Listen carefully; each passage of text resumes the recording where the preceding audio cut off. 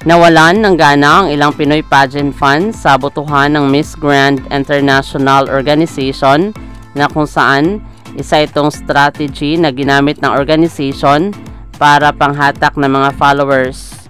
Pero ang tanong, may kabuluhan ba ang ganitong sistema?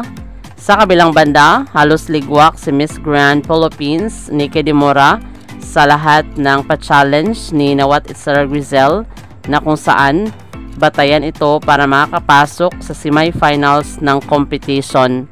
Para sa akin, malabo na makapasok siya sa semifinals ng competition ngayong taon. Posible din na makapasok siya dahil sa kanyang ganda at well-spoken. Hindi natin alam na baka may natitipuhan na ang organization, lalo na ang daming magaling at matatangkad sa batch ni Nikki de Mora ngayong taon na kung saan isa ito sa tinitignan ng may-ari ng pageant.